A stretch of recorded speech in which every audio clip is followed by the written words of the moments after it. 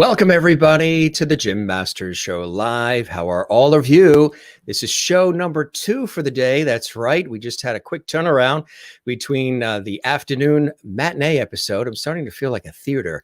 The matinee episode we did at 3 p.m. Eastern, noon Pacific, 8 p.m. GMT.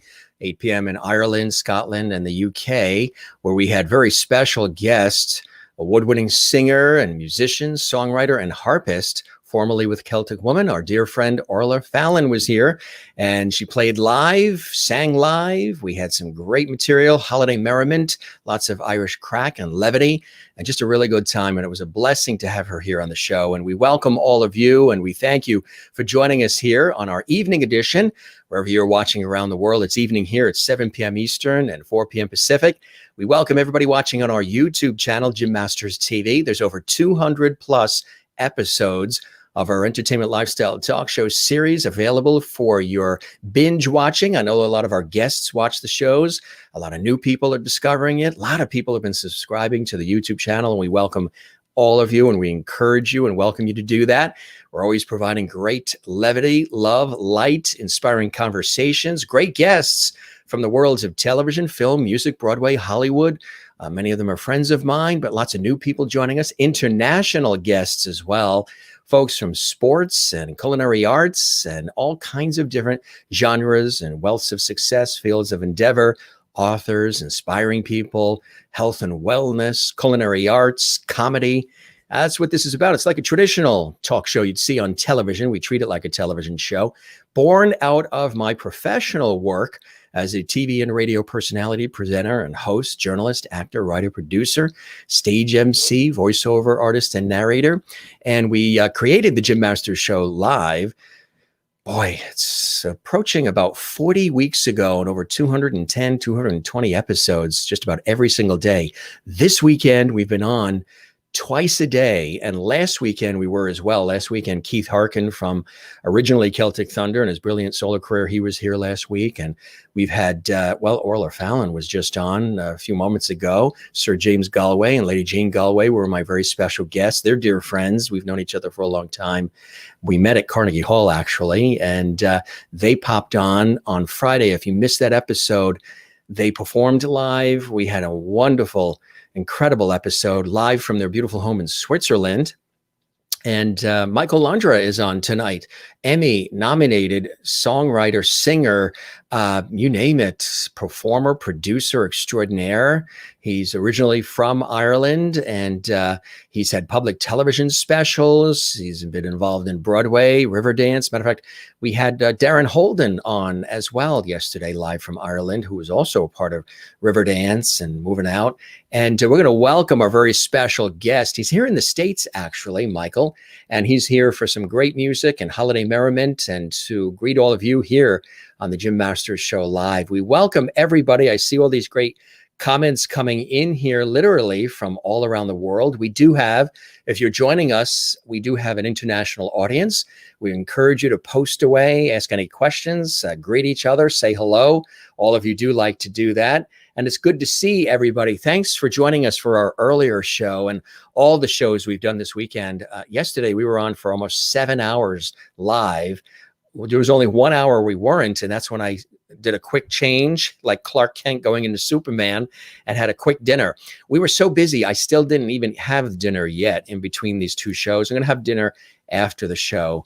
I know you always get concerned, Jim, eat your dinner, but we have great shows to do. So Willie is here in the Netherlands. And hi, Jim, here we go again. What a feast to greet you again. Thank you very much, Willie. Love that photo of you and your dog there in beautiful Holland in the Netherlands, always watching our show and one of our viewer lovities. Also, the lovities, great, and have a nice evening with Michael. Absolutely. Mary Bishop in Florida. Hello, Jim. Hello, lovities. So good to be here. If any of you missed our earlier episode with Orla Fallon, the brilliant harpist and singer, you can see it on our YouTube channel at Jim Masters TV. It was extraordinary. A lot of fun.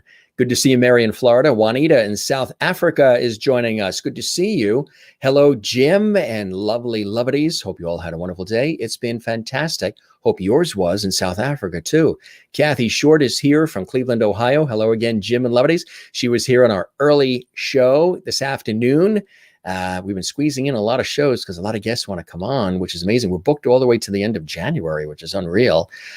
Kathy is in Cleveland. We welcome her as well. Karen Campbell Green, hip hip hooray. I made it tonight from Nova Scotia. Good to see you, Karen, and welcome from Nova Scotia. From New York City, hi, Jim. Hi, everyone. From Kathleen, good to see you. Jill Houston is here. Happy Sunday, Lovities. Remember, she was a guest on our show as well a couple of weeks ago. Brilliant guest. Good to have you here.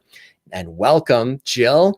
Barbara Hartnett is here. Welcome, Barbara. Nice to have you on the show on our YouTube channel as well. And that's right. If you've missed anything on our show, any of the episodes, because we do a lot of shows every single day, we do shows, check them all out at YouTube as well. You enjoyed Keith, right? Keith was fantastic. Keith was awesome on our show, and Michael is great. Michael is a brilliant star. I agree, Karen in Nova Scotia. Kathleen Walker in New York City. You never disappoint with these shows. A lot of work, and we appreciate all you do. Thank you, Kathleen. I appreciate that. And you know how much I love the Irish, Jim. Yes, you do. Absolutely. Good to see everybody. We welcome everybody, and we're going to welcome our guest. Of course, we always toast our audience, you and you and you and you. Happy holidays, everybody. And we say, may the days be merry and bright. We cheer all of you. We welcome you. And of course, your friends are here. We'll show more of them later. George Burns is here, and he's watching. He's having a good time with us. Some of our cast of characters here that we've had for weeks and weeks and weeks on the Jim Masters Show Live. Merry Christmas, everybody. Happy holidays. Happy Hanukkah. Happy Kwanzaa. We hope you're having a beautiful holiday season. I know it's a busy time. People are cooking and baking and wrapping and shopping. Some are traveling, but not a lot of people are traveling. They are staying close to home, and that's probably a safe bet for everybody this year. I think a lot of people are going to be doing that, and they'll regroup during the course of the year. So blessings to you and yours and everybody watching. Michael Londra is here, our exclusive guest, and a real pleasure and an honor to welcome him to the show. Emmy-nominated Irish singer and producer. Michael is from the opera capital of Ireland, a small town on the southeast coast called Wexford, of course. He decided in his early 30s to follow his heart and to pursue a professional singing career. Now, his leap of faith was rewarded when he soon became a leading man in musical theater in Dublin, playing many roles. U.S. director and choreographer Larry Fuller asked Michael to play Bobby Kennedy in the world premiere of JFK, where he was noticed by the producers of Riverdance. That's right. He was offered the role of lead singer in the U.S. national tour, which included performances at Radio City Music Hall, the MGM Grand in Las Vegas as well. Of course, I saw them at both places. Riverdance, amazing. Michael, amazing in it. In March 2000, Michael again was offered the position of lead singer in the new production of Riverdance on Broadway. Riverdance just celebrated 25 years, which is extraordinary. He took on the role from acclaimed Irish singer Brian Kennedy, and that was the platform from which Michael's recording and producing career began. Michael's first album was produced by acclaimed producer Steve Skinner and co-produced by the Grammy-nominated soundtrack of Rent. He has worked as an arranger, co-producer for Bette Midler and Celine Dion, and has also collaborated many times with many others too. With Arif Martin, the producer of Norah Jones, the acclaimed CD. The album was released in 15 countries worldwide, selling particularly well in Korea, where it reached #1 in the world music charts. He also, in addition to that, he has this illustrious career where he just continues to sing, he continues to perform, he continues to produce. He's appeared with Luciano Pavarotti, Andrea Bocelli, Il Divo, Sarah Brightman, and Katherine Jenkins on the Universal Records 2009 release, Arias, Ancora. His recording of Danny Boy was described by the Irish immigrant in New York as one of the best recordings of Danny Boy in history. His YouTube video of this recording has been downloaded by 8 million people, which is absolutely Amazing. He was also chosen for the role of Jesus in The Passion of the Christ Symphony, this production based on the score of Oscar nominee John Debney, and had its U.S. premiere in Hollywood on September 11th, 2005. He had a PBS special as well, Beyond Celtic, which he co-produced with Mindfox Productions, taped March 2011, airing nationally over 400 times. 2012, he signed a publishing deal with Shapiro Bernstein. The TV special earned 2 Emmy nominations as well. And his work goes on and on. We're going to talk about this incredible biography that he has. But first, let me welcome him live and direct from Iowa, actually. Welcome, Michael. Merry Christmas. And it's good to have you with us. How are you? And Merry Christmas to you. I know it's totally random to be talking to an Irishman in Iowa. That's it. Are you picking or planting the corn? Oh, wait, no, it's past corn season. Go past it. Well, no, actually, maybe not, because, they do use the wheat and the barley and different things in the beers. So maybe you're there sourcing it from the original earth there in Iowa. As in tune I am to beer in general, I haven't picked up on the great brewing industries of Iowa, I'm afraid. Yeah. This is funny. Karen says, Michael is a man of many wonderful talents. Absolutely. And welcome to you, Michael, welcoming you to the show. She's in Nova Scotia, Juanita in South Africa. Remember I was saying you're going to get a wave of all the love coming your way? Nice. It's nice to hear from people around the world. Although I suspect it's kind of late in South Africa. It is. And Juanita never misses a step. She's unbelievable. She's always here. Juanita.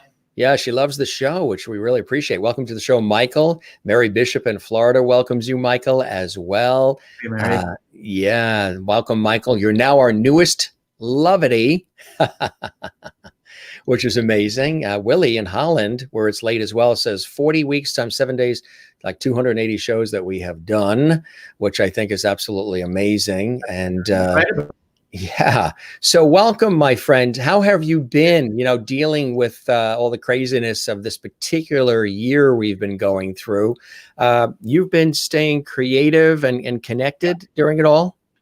Yeah. I'm not, I thought, well, I was on tour in March when everything shut down, and I flew back from Miami. We were down, sent everybody home from the tour, and I thought I was going to lose my mind in my house in Iowa. And, but it turns out that I'm blessed as an artist in that I was able to I had a lot of projects in the works that I was able to work on, and I was able to pivot. So we have no live tours, but I had just recorded a big show at the National Opera House back in Ireland, and I'm working on this TV show for public television. And that has kind of really been my whole year, is working these 2 shows. And touch wood, it came out great, and I'm just the most blessed of artists. I'm so lucky because I know a lot of artists are not in the same boat. Exactly right. How did you get started back home in Wexford? Again, a lot of the artists that I've had that have been either coming to us live and direct from Ireland, or maybe they're here and are originally from Ireland, they all say that when you're born in Ireland, you're either handed as a child a fiddle or a guitar or a flute or some size. How about you? Were you handed an instrument as a kid? Well, there was a double thing going on for me. My mother, came from a major, big musical singing family. So she had 11 brothers and sisters. They all sang. All of my cousins sing. So when I was like 5, I was thrown in front of my grandmother in her parlor, and I was like told in no uncertain terms, okay, sing. And so I really had no choice. And I also grew up in this town called Wexford, which is really the opera capital of the country. And so singing is everywhere. So as a child, I would meet all of these and hear all of these opera stars from all over the world. And so it kind of instilled this, mad passion for not only for opera, but for all singing. So as you had this passion and you were really taking an interest, who are some of those artists that really stood out for you, in your youth that sort of spawned on your career, Michael? Well, because I guess I have a very eclectic taste. So growing up in my house, we would listen to Maria Callas, or we would also listen to Dolly Parton and Patsy Cline and Elvis. But my father was a big traditional music person, so he instilled a love in hard, ancient traditional music. So I loved groups like the Bothy Band and De Donnan, and all of the Irish great artists who I very luckily eventually got to work with. So I live in a blend of worlds, whereas I love mad, great opera and big orchestral sounds, but I'm just as happy listening to folk music, and I live somewhere in between. It kind of got me in trouble as a singer, because my classical teachers would say that I sounded too much like a pub singer. My folk friends thought I was a little too hoity-toity for them, so I'm somewhere in the middle. Middle is always good. Middle is always good. I'm perfectly happy where I am, Jim. And that's why in the country right now, you're living in the middle. See, you're a middle kind of guy. Right. I'm not sure about that. Right. So, growing up there in beautiful, and that's a beautiful area, Wexford. What were some of those things that happened along the way that were door opening for you? Opportunities, people you've met, maybe family spurring you on, things that happened to you that started really get that ball rolling for you there in Ireland, career-wise, knowing you were developing your skills and fine-tuning them, and you were developing this real passion for singing and performing and connecting with people and entertaining them? It's difficult to kind of pinpoint any sort of access or when I decided, because initially, I didn't really want to be a singer. And in truth, a lot of people who know me and a lot of people who come to my shows realize that, being a performer, while I enjoy it, it was never my passion, because I was always wanting to do it all. I like to do 100 different things. And I would say, though, that being surrounded by people who encouraged me and moved me forward, by having great singing teachers and by, influential people who kind of said, you actually can do this, because I didn't become a professional singer until I was 31, which is ridiculous. Like, I left it way too late, but luckily, as soon as I stepped up and did it, I didn't have to face too much hardship as a singer. So I've worked nonstop, and I'm super grateful for it. So how did you get noticed? Was there somebody that came into your life that said, we're going to pluck him out and we're going to really, work with him and guide him and mentor him? Was there a mentor, somebody that early on came into your life? For sure. So when I started showing up for auditions in musicals in Dublin, I really didn't know what I was doing. I really, I didn't know what musicals were then, honestly. So I showed up and auditioned. One of my first auditions was for a show called JFK. And I walked in and I auditioned for a group of Americans who were producing the show in Dublin. I didn't know that there was about 15 Tony Award winners in a group of people doing the auditions among the producers. And Larry Fuller, who's a very great choreographer and director, was the original choreographer of Evita, Sweeney Todd, and a multiple award winner on Broadway, a legend, was in the audience. And Betty Jacobs, whose husband was Bernie Jacobs of the Bernie Jacobs Theatre on Broadway. She had like 13 Tonys at home for shows. It was crazy. And I just didn't know who these people were. So I walked in and I sang a song And I mean, when I think about this, it's so embarrassing, but I was actually hungover when I went to the audition, and I didn't sing very well.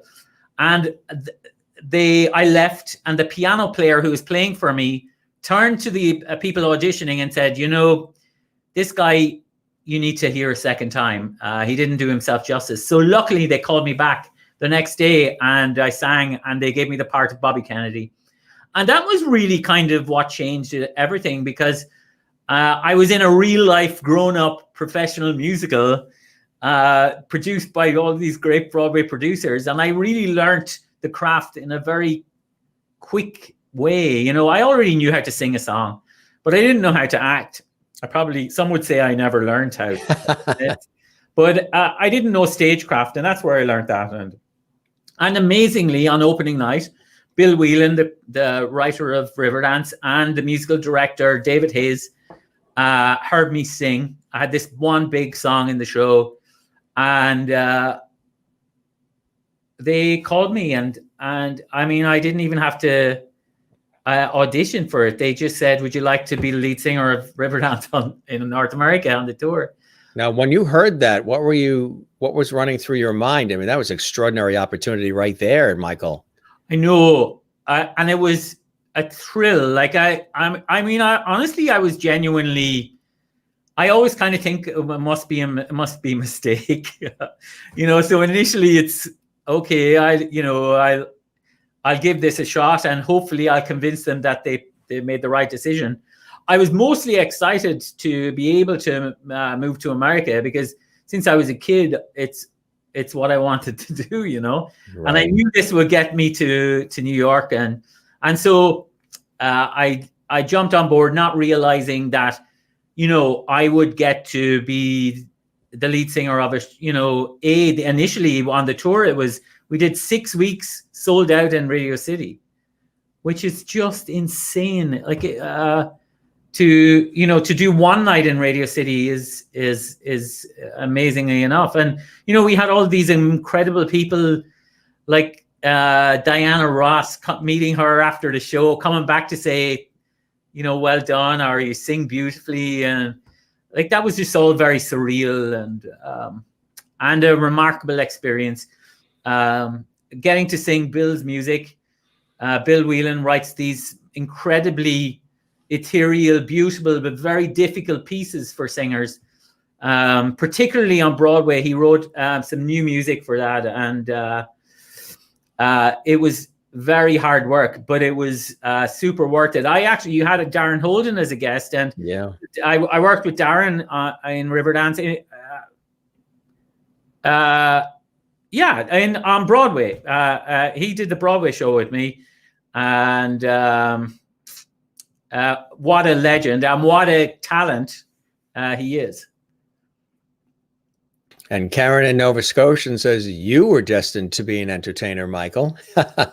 Oh yeah, I guess it really, I didn't discover that truthfully until maybe 10 years later, because you know, when you're working for a show, it's all about the show, and you're kind of focused in making the show great.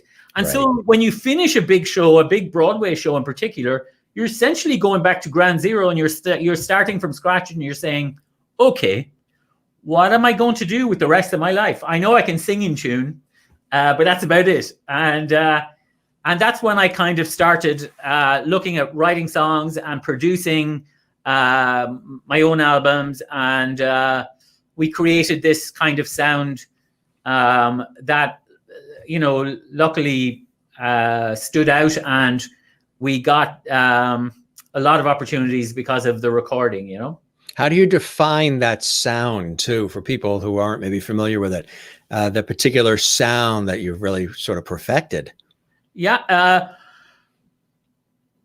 I think the sound has evolved, and I don't think it's the same now, but when we started out, it was a very ethereal sound. I have a very booming speaking voice, and indeed a singing voice of a big chest sound. But the Michael Londra sound isn't certainly not that. It's ethereal, it's quiet, it's introspective, it's intimate, very personal. So it feels like I'm kind of whispering in your ear. And that's done intentionally because I feel that the songs are that personal, and I've learned the effect that songs have on fans who come to shows or listen to my recordings. And again, that's only in the past 5 or 8 years that I've kind of realized the effect that has on people. Mm. And what's the response that you're getting or have gotten from the people with this? I'm sure it's incredible. Well, I think it's, you know what it is I've never taken my singing seriously, in truth. I always loved that it brought joy, and I always loved that it kind of connected with people. But I didn't take it seriously until about 8 years ago, just after we did the PBS show. And fans started to write to me and connect with what I was writing and helping them through illness or through solitude. And I take that very seriously. And I feel like that is a responsibility that all artists have, is to take the response and the feedback from fans seriously. I particularly love that it touches people who are alone and who need a connection. And I'm super proud of that. And that makes me want to sing for another 20 years. I'm involved in I produce musical theater. I'm now producing a TV show, but at my heart now, and I wouldn't have said this 5 years or 8 years ago, making music that lifts people up is probably what I love to do most. So it doesn't necessarily have to be something that appeals to the masses and is a huge commercial success. You want it to be long lasting and have a deep impact and lift and inspire people. And that's a really cool and great place to be in your life. It's very grounding, and it's very settling. And that only comes with age, though, Jim. I was just about to say, I was gonna not say the word age. I was gonna say with no, I know that's 5. I don't wisdom. care. I was gonna say wisdom. No, it's age. It's age. You know, we all do. We realize who we are in the world. We're confident of who we are in the world. I couldn't give a hoot if nobody buys the album. Right. If the people who want it buy the album, I'm very happy with that. Mm-hmm. Now I'm very lucky in that I'm doing very, very well from being a singer. And I know that I've got other projects, particularly in television, that excite me and thrill me, but they don't move me emotionally like that connection does, music does with fans. Now, you mentioned, of course, we know the affiliation with public television, wonderful public television, the opportunities that you've had. Yeah. Tell us about that. Tell us about the previous specials that you've had that people will be familiar with. Yeah, well, behind the scenes and on camera, I've been involved. Initially, me and my business partner, Gene Clancy, you might have run across in the Gene, I know, yeah, very much. Yeah, so. Worked with her. So Gene and I we worked. I just talked to her today. Gene and I are we have an agency where we represent a lot of other artists that you'll know, like Nathan Carter and Chloe from Celtic Woman, and but Gene and I started working on Celtic Woman in America before it hit public television, you know. Yes, yeah. And that's initially where I kind of first started realizing about public television and its connection to Celtic music. I've always been a massive fan of public television because of its connection to the arts. So I decided I'd have a go at making my own television special, and convinced a production team to work with me on it, which I'm still amazed by. But it was a huge show that, in truth, I was so overawed by and so amazed by that I didn't kind of stop to appreciate it, in truth. And while I enjoyed it, I know that I missed a lot out of it because I was essentially being the artist down the front, and I love the building the project is what I love just as much. The show was called Beyond Celtic. It was very, very successful for me. It changed my career as a solo artist because prior to that, I was always that Riverdance guy. And then, finally kind of making something that singles you out and, and gives you a label because people have to give you a label. And being able to be called oh boy, do I look young there. Because I was young. But anyway. Cool hat. I love the hat too. Cool hat. Yeah. So it feels like a world away because it was a world away, but it was life-changing. Yeah. And I worked with Mindfox Productions on it, and it was just very exciting to walk into that theater and witness the size and the scale of the production. I would never do it again because it was way too big, and that's not who I am as an artist, for sure. But it certainly put me on the road of being involved in public television, and that's evolved over the years, working with other artists. And then in the past year, we started to purpose build a new show for public television, a travel show, which will come out in the spring of next year, which I'm excited. It's a show of music in Ireland, and it's been on my mind for about 2 years, and now we have the first season shot and ready to roll, and we start season 2 in about 3 weeks. And where are you traveling? All around the world, the country, Ireland? Ireland. It's called Ireland with Michael. My friends lovingly call it Drunk Rick Steves, which I don't know how to feel about. But it involves me going around the country and meeting all of these great artists. Luckily, I know every single artist in Ireland, and I get them to show me their Ireland. Right. So we have like Bioga, an amazing trad band. We've Nathan Carter, we've Chloe, Niall O'Sullivan, great trumpeter. We've Irish dancers. We've Cherish the Ladies. We've got Brian Kennedy, just all of the Irish greats currently and future greats. And so we talk about all of the tourist sites, but we take a little time to look at the area differently, and we hear local songs or hear about local young talent that are doing something in the town or the county that we're visiting.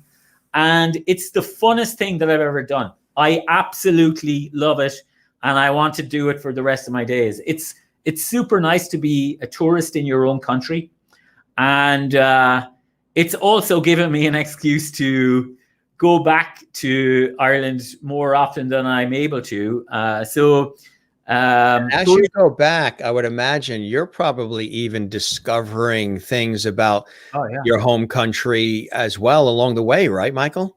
It's like anybody, when you're from a certain area, you only know what's on your doorstep, and quite often you take it for granted. So now I'm looking at it through a different way. We do these annual tours for fans, which I've loved, and that's kind of what first gave me the idea, is seeing the reaction of fans when I brought them home. And then I thought, okay, let's do this for good, for real, and let America see what they're seeing. And luckily, it hasn't been done before, and it's exciting. It's great. I'm really enjoying myself. And where do people see it? On their local public television station from April. Detroit are the host station, and it'll roll out from. We haven't got a launch date yet, but I think it'll be like last week of March, first week of April. And then hopefully, I think the season 2 it'll happen by the end of the year as well. You can find out all the local stations in the next few weeks on IrelandWithMichael.com. Very nice. Very nice. Yeah. We've got some more here. Tell us about this. Oh boy. Yeah. God, you're making me feel old, Jim. We're doing our research here tonight. So that's about 15 years ago. So I'm madly passionate about Irish dance. Yeah. Long time before Riverdance, I was obsessed with it because I saw the magic in it, and I love the athleticism and the artistry combined. It's almost a sport. I think Irish dancers are the ambassadors for Ireland of the 21st century. Its popularity around the world is just insane. The best Irish dancers in the world now can be American, Japanese, Chinese, Australian. There are schools everywhere. And so I bring out, I do tours, and I bring dancers with me. I love nothing more than highlighting great talent, and I'm lucky enough to have access to them. That's fantastic. That is really great. And we have another Celtic Yuletide. Tell us about this. That's part of this too. So my favorite touring time is Christmas. Normally I do around 25 dates, 20 to 25 dates. And again, there are massive amounts of Celtic Christmas carols and traditions that people don't know about here. And I've worked with the same band on this show for like 15 years, and I love them. I hated not being able to go on tour this year, but luckily enough, we did about 18 dates over the past 2 weeks, 3 weeks, I guess, partnering with theaters across North America. And so it was cool to be able to bring a Christmas, my usual Christmas show. How did you do it? Online? Is that how you did it? Yeah. So every theater advertised the show and as part of their programming, because they're not able to have live shows. Right. Yeah. Yeah. And we taped this show in the National Opera House, that space where I grew up in, about a year ago, not knowing that we would use it for this. Yeah. That's amazing. See, you always try to make do, take lemons and turn them into lemonade, however we can, right? I would say that is my nature, Jim. Yeah, me too. You got to keep forging forward. Absolutely. Beyond the Star. Tell us about this. That's the sound that I mentioned earlier. So I recorded that in about 2000. I guess we first started working on 2005 or so. And the songs in that are probably my most I have 2 Christmas albums.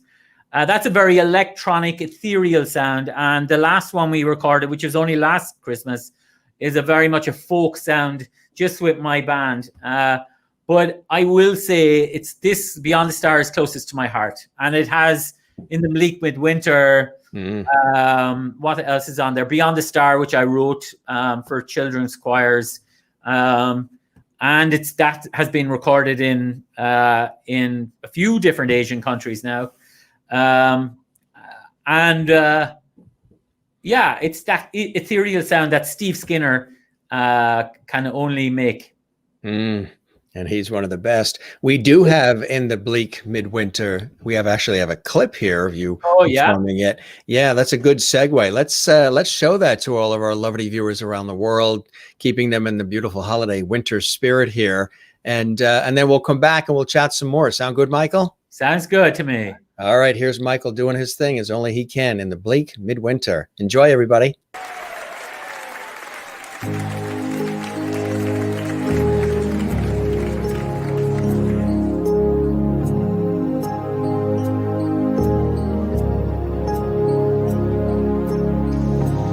In the bleak midwinter, frosty wind made moan. Earth stood hard as iron,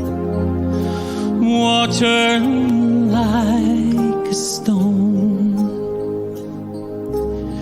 Snow will fall, snow, snow, snow, snow. In the bleak midwinter, long, long ago.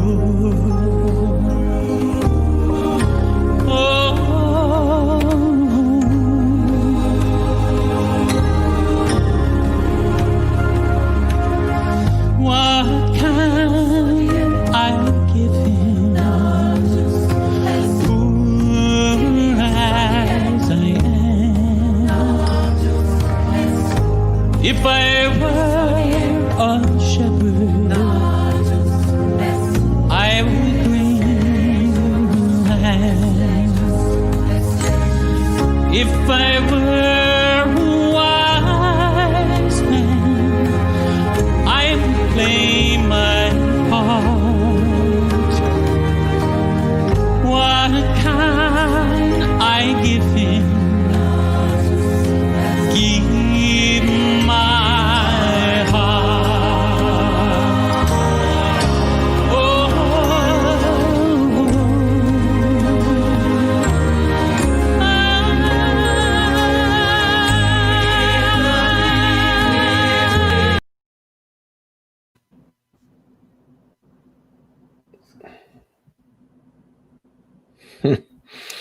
Just disappeared there, huh? It just Just disappeared. disappeared. Oh, well, let's see what happened there. Sometimes clips are not always clips. Let's take a look, see if we can do it again. It doesn't matter. We're good. We're good. Everybody heard what it sounded like. They've heard that. They've heard that 1,000 You know, times. they could sing it themselves, probably. I think so. A lot of the Irish artists tend to sing that particular one. Why do you think so, Michael? I think the simplicity of it, but I love the humility of the lyrics. If I that there's the second verse. If I were a shepherd, I would bring a lamb. If I were a wise man, I would play my part. What can I give you? Give my heart. It's the simplicity of it. And the melody is like, you know, there's like 6 notes in it, and it's just gorgeous. Barbara Hartnett asks, was at the show in Wexford, or it says it, when it was recorded, and it was brilliant. Thanks, Barbara. Yeah, I appreciate that. nice to get the feedback from folks like that.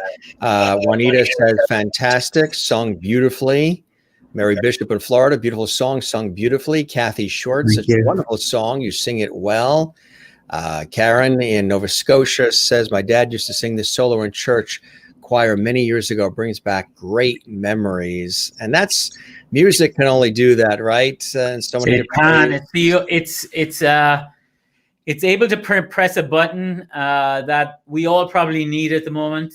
I, funnily enough, don't listen, and I haven't in the past listened to enough music, because, you know, I'm so busy with working on musical projects, but I've really set aside this year, having so much time on my hands, to listen to other artists, and it's been hugely elevating and soothing and calming and inspiring to hear great other artists and what they do.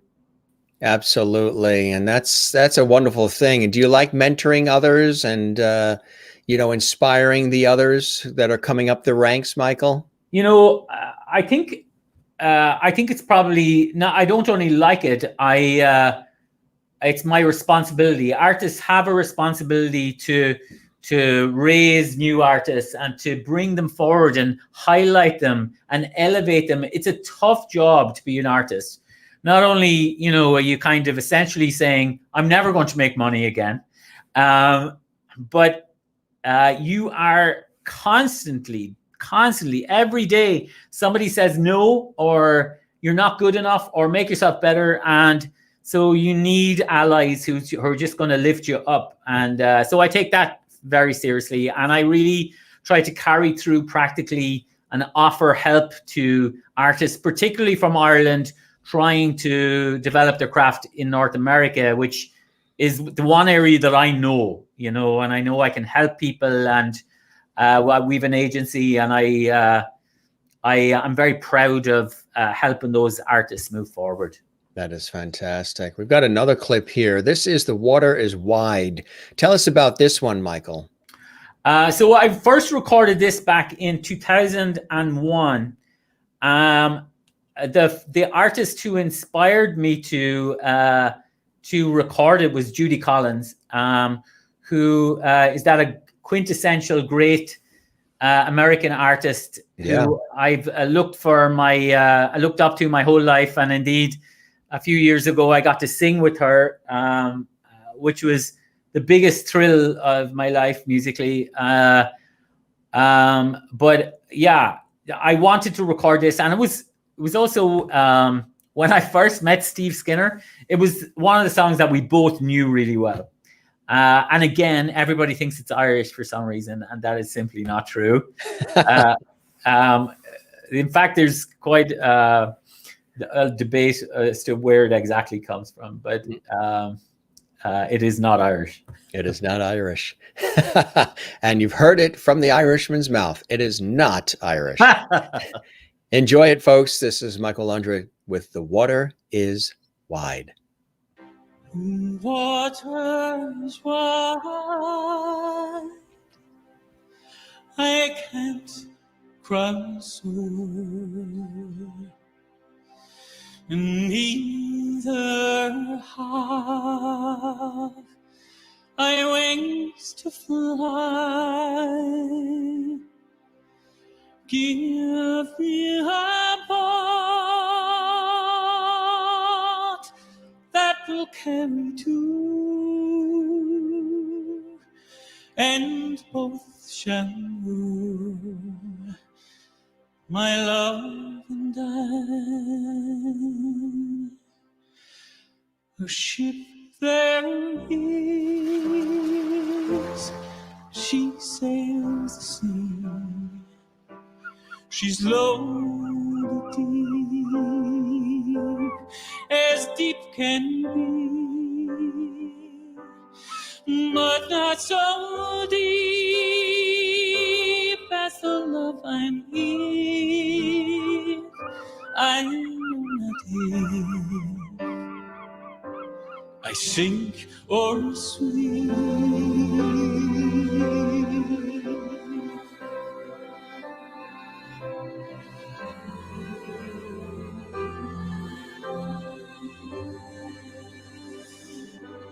Love is handsome and love is kind. Love's a jewel when first it's new, but when it's old, the love grows cold, it fades away like morning dew.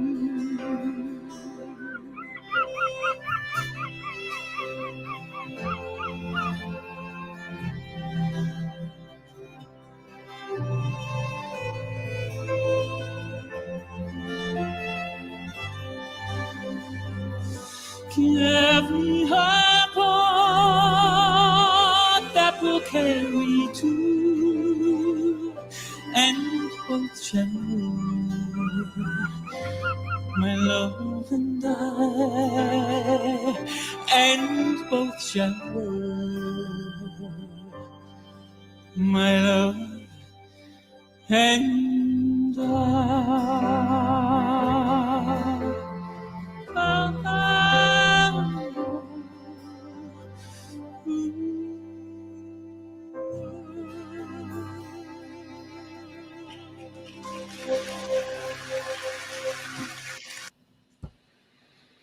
Very nice, my friend. Very, very beautifully done. What inspires you, to create and to produce and to perform? What are some of those things that, as you're doing it, are feeding your soul and feeding you to give you this enthusiasm and passion to deliver what you deliver to us so grandly all the time, Michael.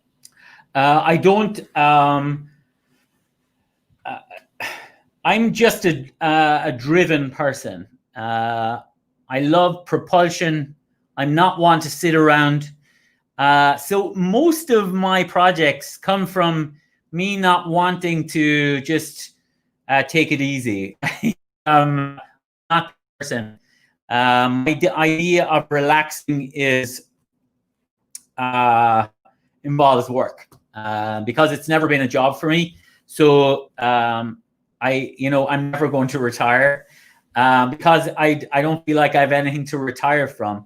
And that's what kind of moves me forward. It depends what I'm doing.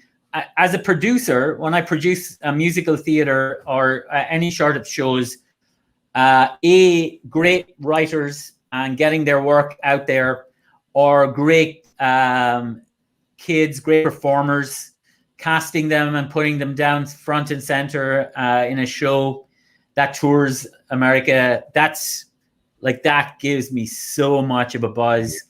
Last year we produced a beautiful Irish musical called Noel, and bringing that to America was super exciting because people got to hear these writers that they never would have had a hope of hearing. We've just secured the rights from Warner Brothers for Summer Stock, that great Judy Garland, Gene Kelly musical, which, believe it or not, has never been on stage. So forget your troubles, come on, get happy. Mm-hmm. All of those great songs have never been on stage. They're always been only in a movie musical. So that's probably going to take up the next 2 or 3 years of my life. We were due to do the first equity reading of it in New York in March, but obviously that's gone. So we're now aiming for somewhere in the summer of next year. We'll start putting together, and we're already talking to theaters about the first stage version of that. So that would probably be my next big project aside from the TV show. Do you enjoy working with others in terms of duets? Are there other people out there you would like to do duets with that are sort of on your list? Oh yeah, I have a list, baby. You do, huh? I have a list, yeah. There are a lot of traditional Irish artists that I'd love to work with that I've never done with. There's a lot of Broadway people that I am, have influenced me as a singer. I got to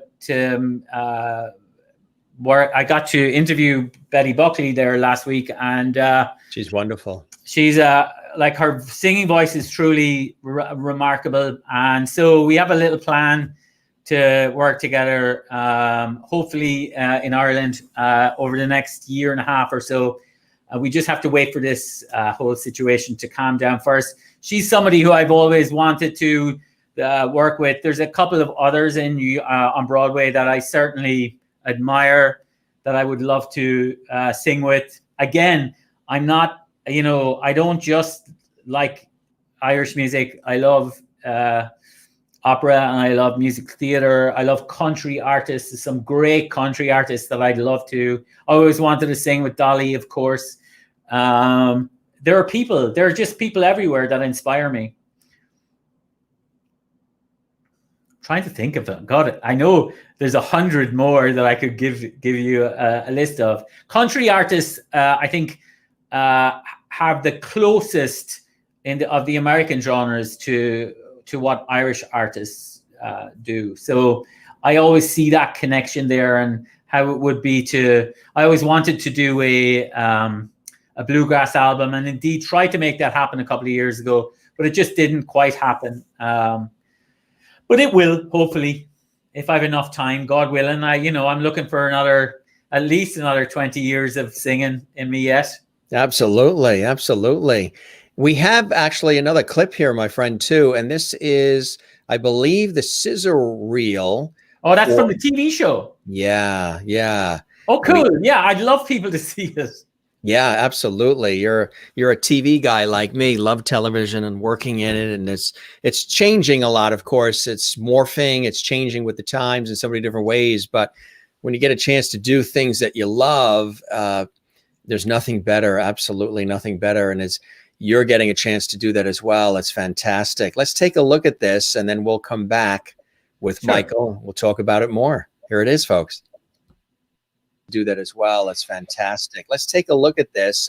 Let's see if we got that. Let's see. Where is that? Where'd that go? I tell you, disappeared. It disappeared. It's in there somewhere. Well, we'll find it. That's fine. I could probably, you know what's involved in television. I could probably reenact the whole thing myself. I've seen it so many times, and I'm so obsessed over it. And television seems to. I just had no idea of minutia involved. And when we started this whole process, minutia is a good word. I had no idea what I was doing, but it's really been a cool learning curve, and it's really awesome. You won't believe this, but there it is. There it is. There, yeah. Mm-hmm. So this is a clip with different clips from the actual show. Is this season 1?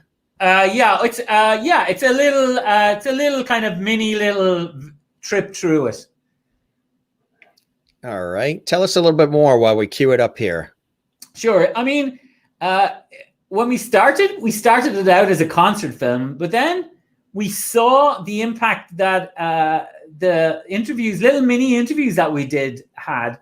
And so we doubled down and we said, let's make a full TV show out of it. And now Tourism Ireland and CIE Tours are the sponsors. They're both the national companies of Ireland for tourism. And so I feel like a grown-up, and I love it. It's the best thing I've ever done. So hopefully you think that too. More than the music, you think? I don't know. And that's for everybody else to judge. I'm in truth. No, as far as you loving it. I'm loving it. Yeah, absolutely. Yeah. Let's take a look at it right now. Here we go. We're taking you to Ireland. Welcome to Ireland with Michael. I'm Michael Londra. And though I live in the States now, there's still so much that I miss about my home country. For the next half hour, I get to tell you all about it the only way I know how, through music.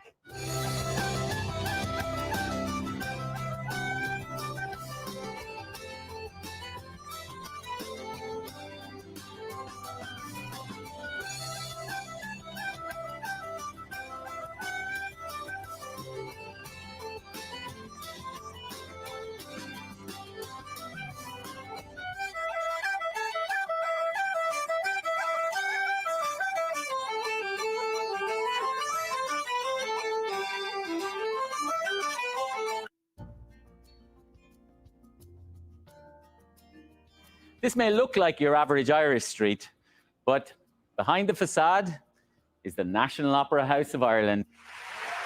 In 2008, I got to sing on opening night. Now, I'm back.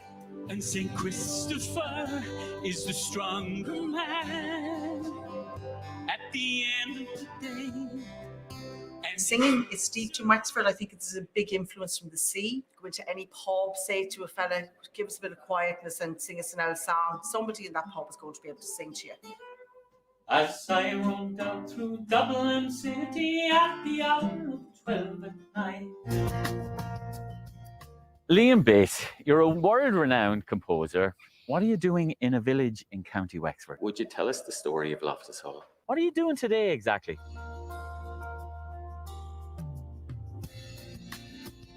This is where the rest of Ireland goes on vacation. The Victorian Revival Castle gives visitors an idea of gentry life in the 19th century. We're now at a replica of the 1840s emigrant ship, the Dunbrody.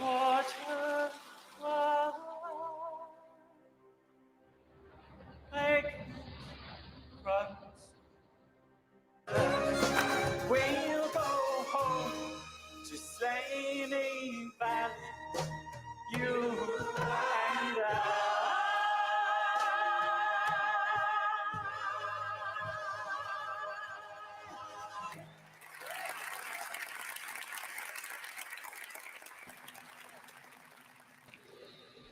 Somebody's asking here, Juanita in South Africa, asking, love how excited you are about the show, Michael. Will it be available on YouTube afterwards? Would love to be able to see it in South Africa.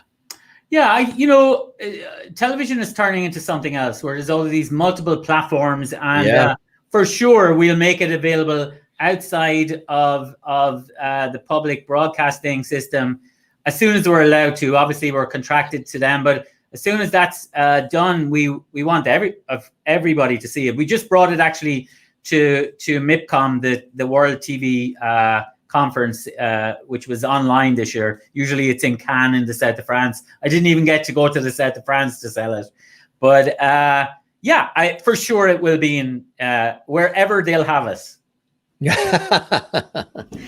When you look at this career that you've had, my friend, and continue to have, what are some of those blessings and those joys that you continue to celebrate? Because it has been and continues to be an extraordinary run, and none of it comes easy. That, as I know and blood, sweat, tears, sacrifice. We make it look easy. We make it look like it's all effortless, but there's so much that goes on that all the ducks have to be lined in a row, and there's got to be a lot of different things that come together like pieces of a puzzle.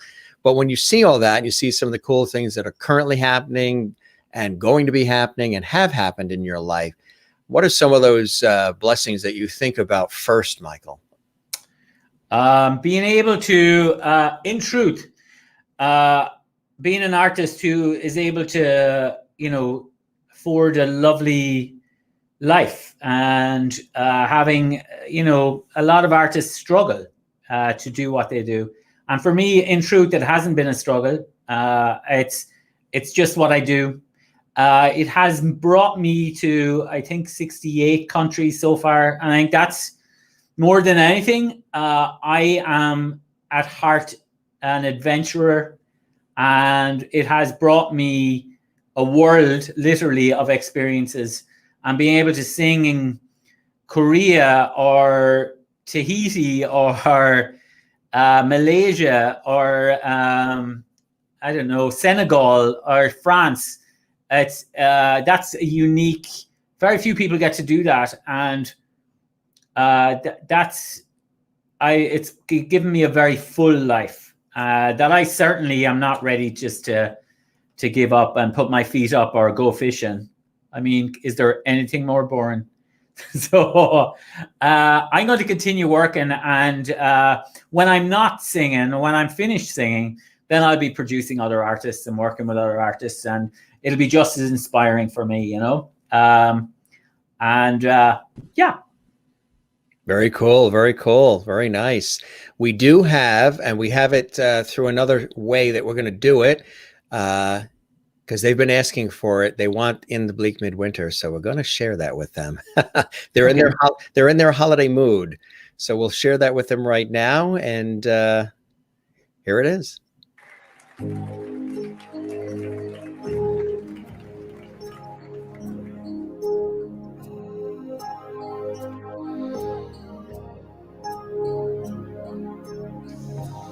In the bleak midwinter,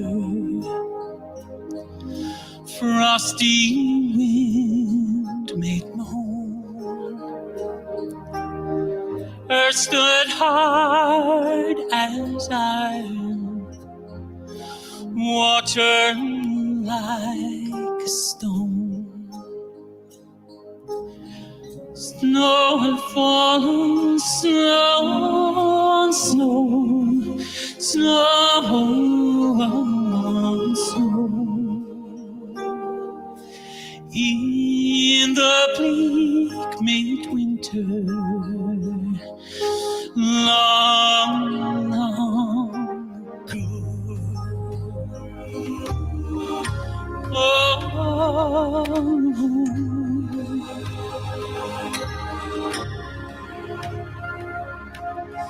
What can I give him, poor as I am? If I were a shepherd, I would bring him lamb. If I were a wise man, I would play my part. What can I give him? Give my heart.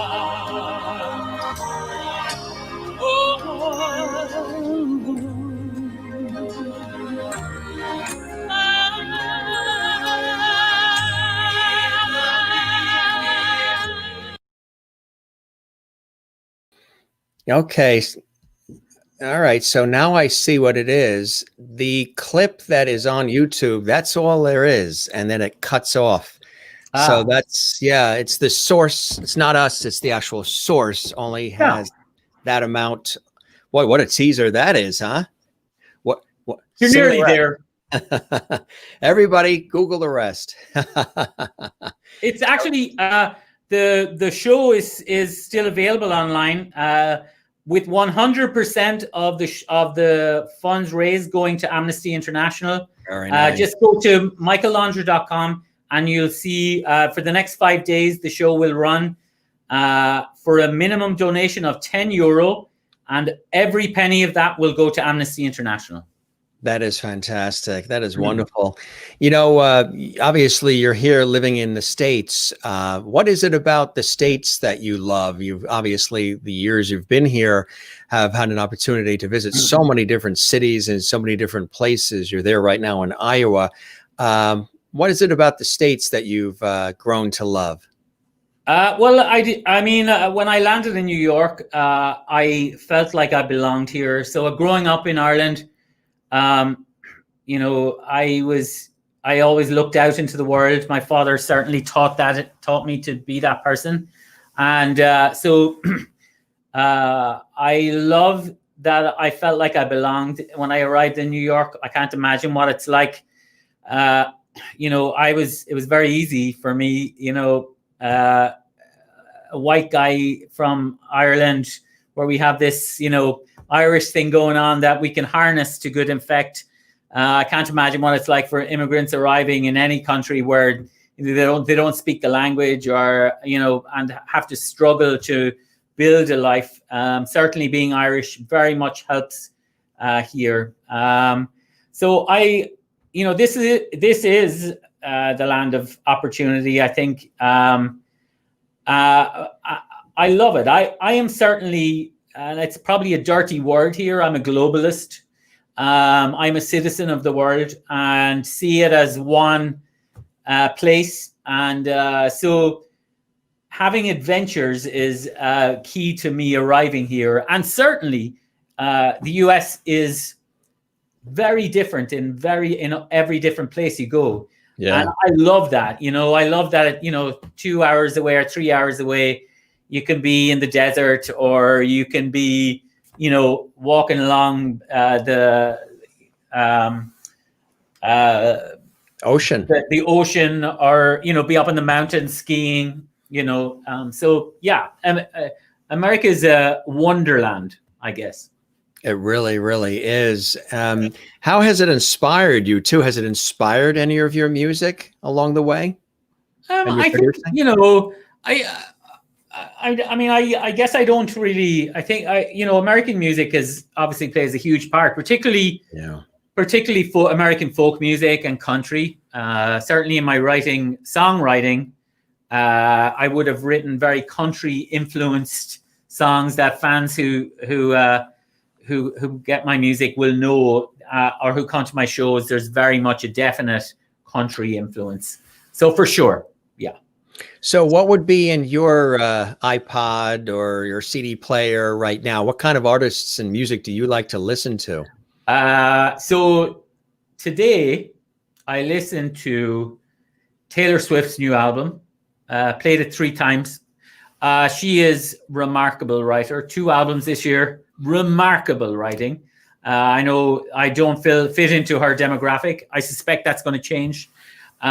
She's remarkable. But I also, you know, this weekend I listened to 2 operas, both by an American writer called John Adams. Mm-hmm. So I'm a fan of his work. Honestly, I have anything. Like when I run, I listen to hip hop, hip hop. because it drives me forward. And I always get really embarrassed if anyone saw me, you know, and heard the music I was listening to. They would laugh at this old white guy, you know, listening to the most urban of hip hop music. But what are you going to do? I've eclectic taste. Do you like Christmas music as well? No, I more than like it. Like, I am obsessed with it. Like, I love it. I'm the guy who listens to the Christmas channel. I love like 1930s, 1940s stuff. I love that American sound, you know, that traditional American jazz Christmas sound, which can't be kind of replicated anywhere else in the world. Do you like the orchestral, like the Percy Faith and the Henry Mancinis? You know, only Henry Mancini because my parents used to listen to him, but that's not my kind of sound at all. It's all too big. You like more of an intimate, more of a relationship. 100%. So you probably, I would imagine, like cabaret style things as well, because that's very intimate and very. A lot of my friends would be very well known in the cabaret world, and that's indeed why I like Betty Buckley. Oh yeah, she's extraordinary, absolutely. Yeah. What was it like having an opportunity to work with Celine Dion? I didn't work with Celine Dion. I think you might have read that too fast. Steve Skinner worked with Celine Dion. I got to meet Celine. I got to work with a lot of kind of pop artists through Steve's producing. You know, he produced the soundtrack of Rent. Yeah. He produced Celine. He produced the Bee Gees with Arif Mardin. He produced Jewel. I got to sing a couple of things with Jewel. I love stepping outside of what I do and singing stuff that I can't. I love to be stretched vocally and see, you know, what comes out. I can take credit in teaching Jewel how to sing in Latin. Really? For her Christmas album, actually. Her Christmas album is beautiful. Yeah. Even though I did sing on it, and yeah, that's fantastic. Willie, who's watching in the Netherlands, asks, so what is on the Michael bucket list? I guess things that you still, I mean, there's a lot ahead, and like you said, you don't really see yourself ever retiring, but are there things that, whether they're musically involved or team involved, things that you still really want to do that they're in you and they're burning, you just haven't had time to really do them yet? Yeah, for sure. I want to do a duets album. And I definitely have a lot of singers that I want to make force or embarrass into sing with me. I don't know when that's going to happen. Next year and next March, I'm doing a folk album, a very traditional album, which I've wanted to do for years. With a traditional Irish band. So it's going to be very different, except we're going to write the music for it. So that's going to be an interesting project. I'm going to start work on that in April. And then, like, there's a couple of other television ideas that I really want to do that are based in music. And, you know, and they've always been little dreams of mine, but now I kind of realizing that at 55, you think it's about time I realized it. But I'm realizing now that I'm actually able to make these dreams kind of happen. So I'm just going to forge ahead and see if I can make them happen. That's right. Just keep going, right? Just keep going and keep inspiring and keep connecting. Well, this was fantastic having you as my special guest, Michael. We really appreciate all the time and wish you continued blessings in your life and great success. And hopefully we'll have an opportunity maybe to meet, maybe work together. You never know. It's a very, very small world. And I hope God knows I'm in New York enough. So yeah, absolutely. Across. And we know a lot of the same people too, which is makes it an even of course we do.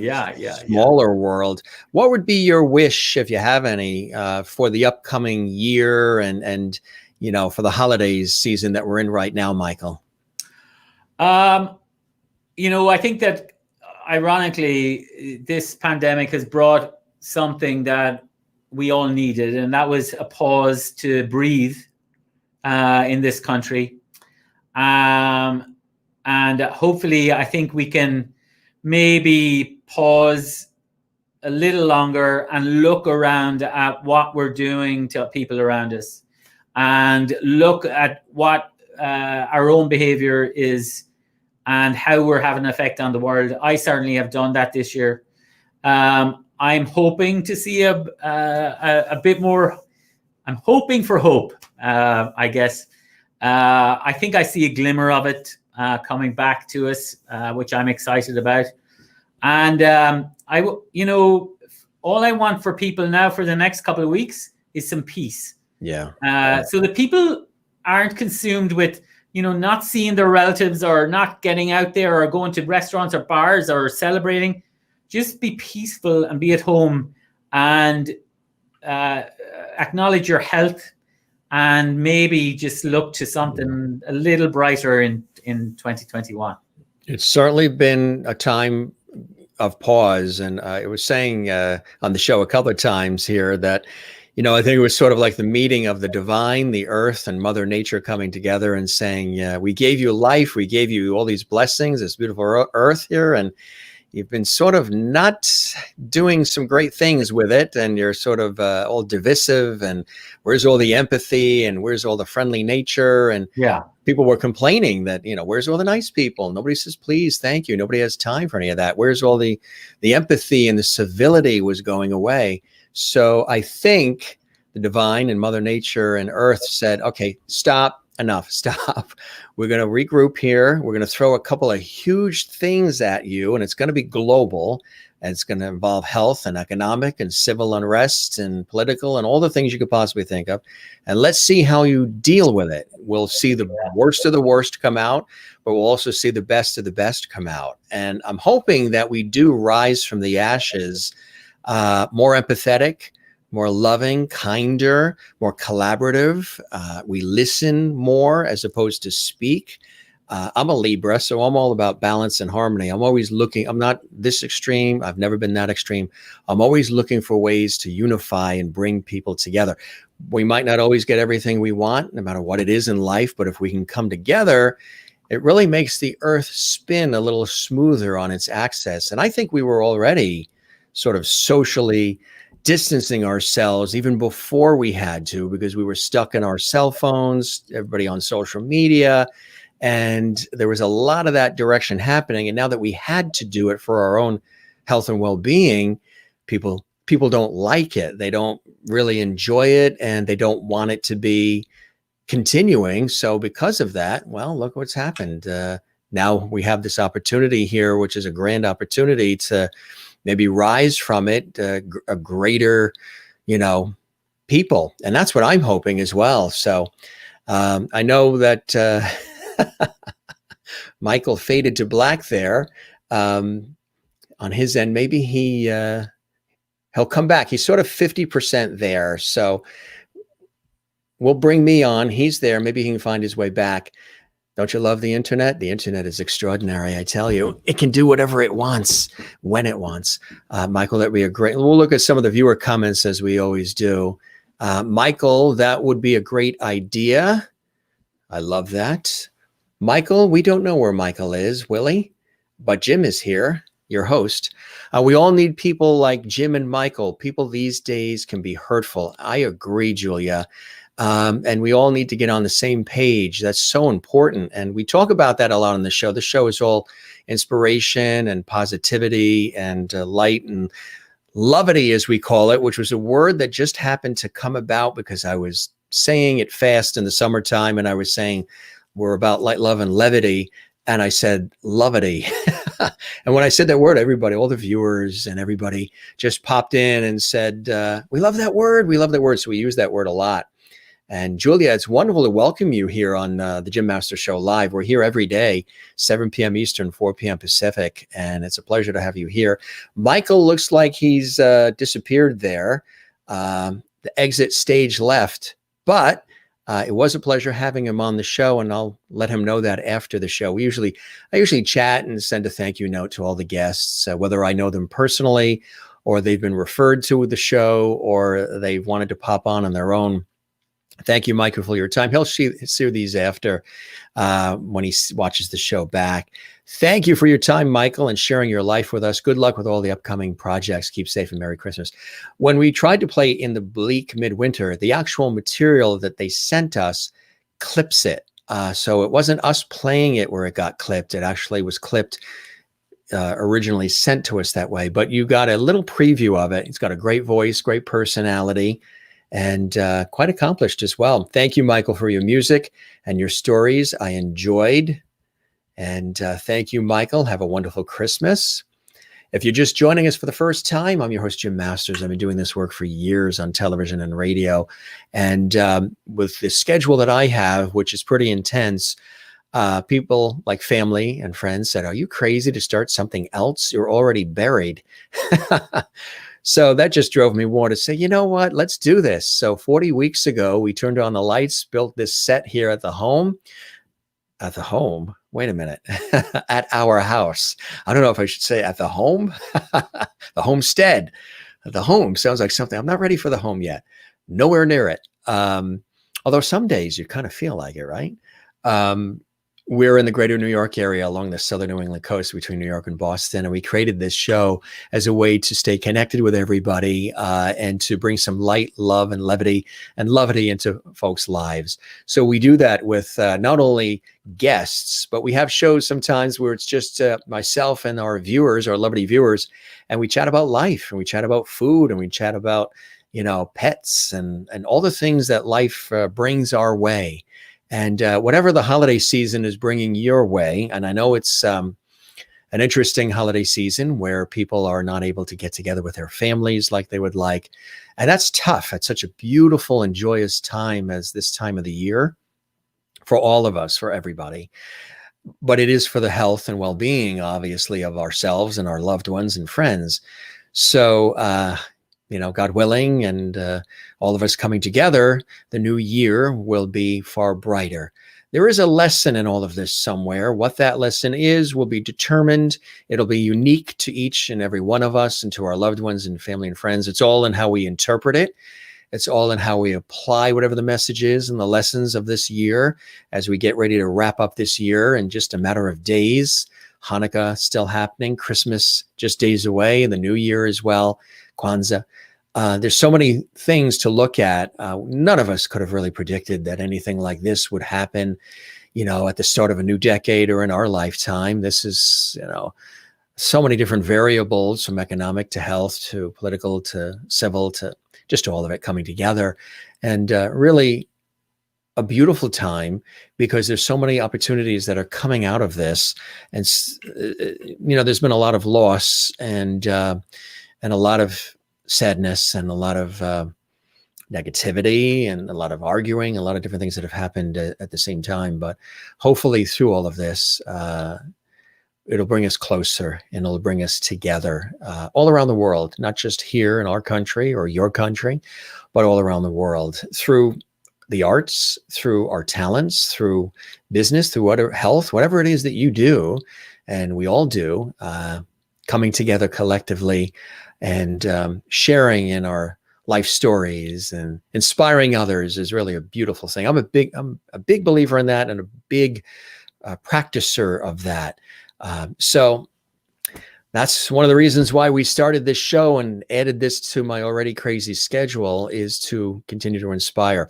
Looks like Michael is not coming back. I don't know if he's having trouble getting back in, or he just disappeared, or had a power failure in Iowa, or whatever it may be. But it was a pleasure having him on the show, and you guys, I know, enjoyed it, and we shared some music and got a chance to learn a little bit more about him and upcoming cool projects and things of that nature. The show is not an advertisement. The show is just conversations and inspiration and some good times together through the holidays and beyond. Many of you have asked, am I going to continue doing this series beyond the holidays and going into the new year?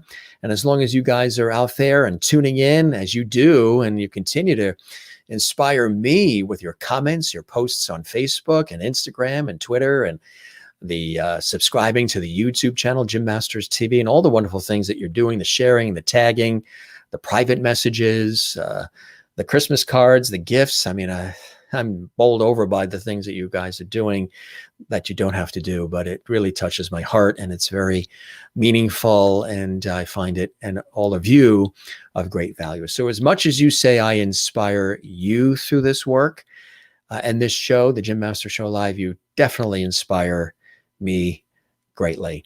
And with that, I guess we're going to wrap, because he is a goner.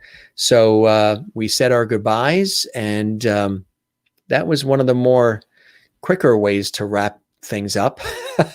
Usually they come back.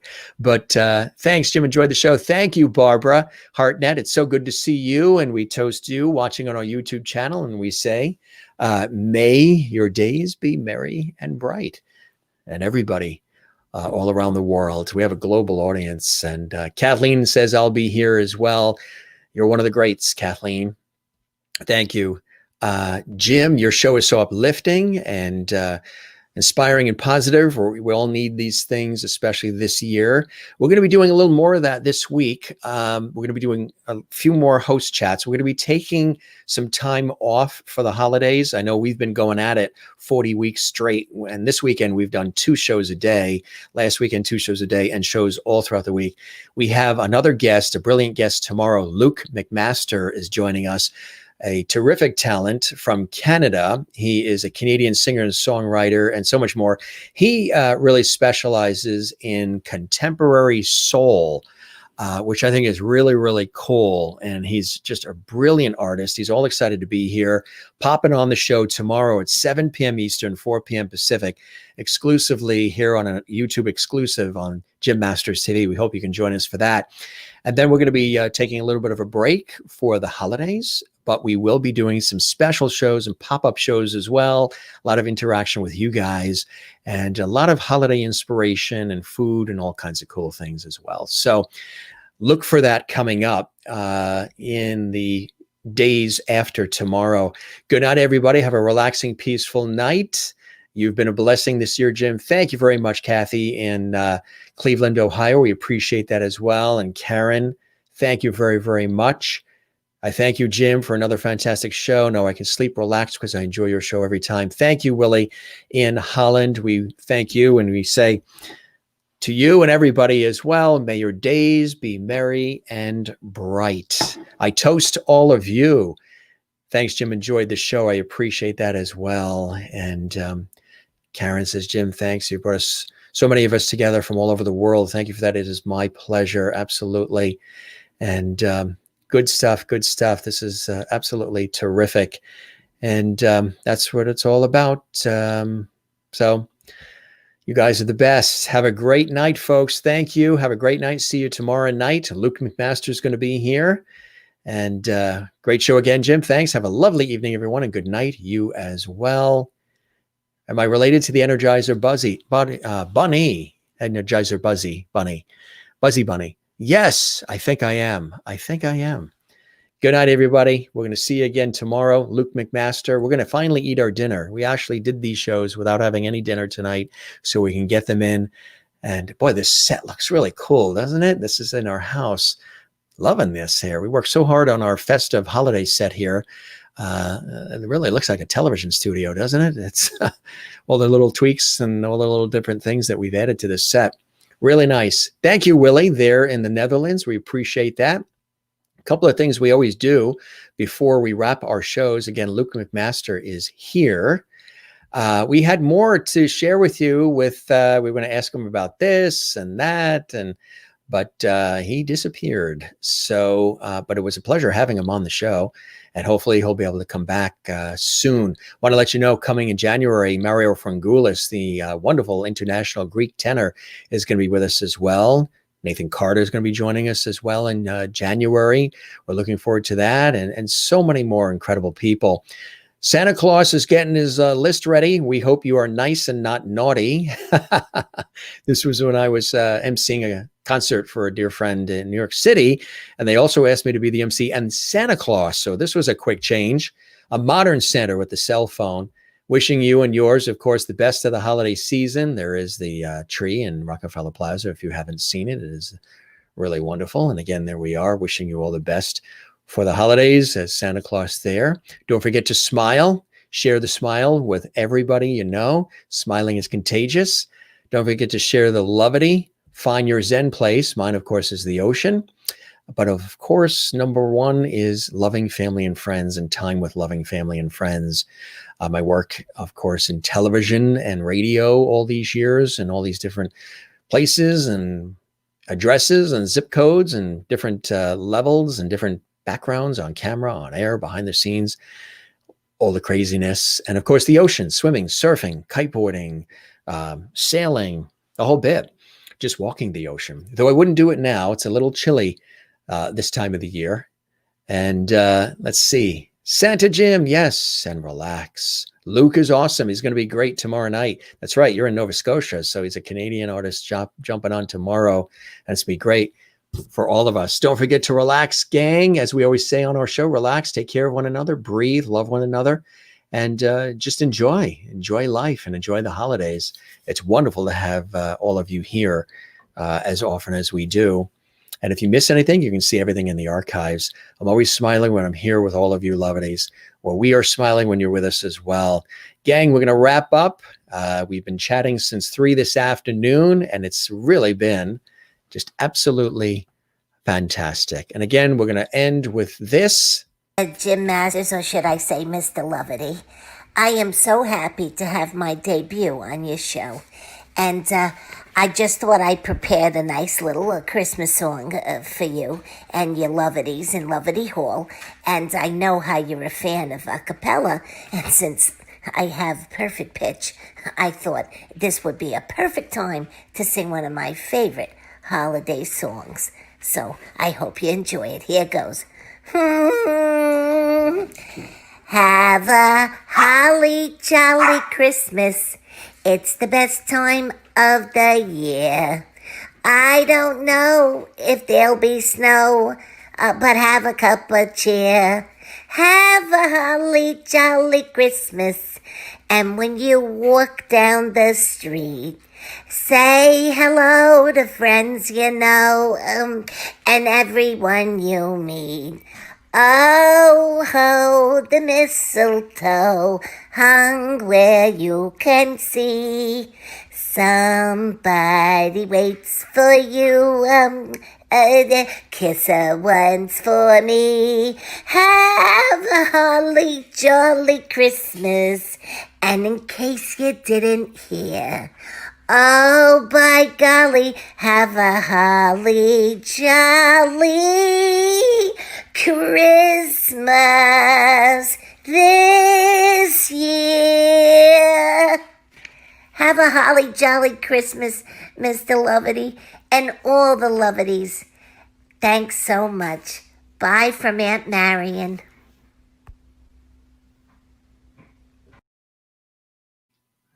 And of course, that's the wonderful Aunt Marion, Tesla Bella, a wonderful dear friend and our guest who was with us for 2 shows, actually. We did a fantastic holiday show. If you didn't see that, you can see it on our YouTube channel. We were singing Christmas carols and so much more, and it was really, really funny.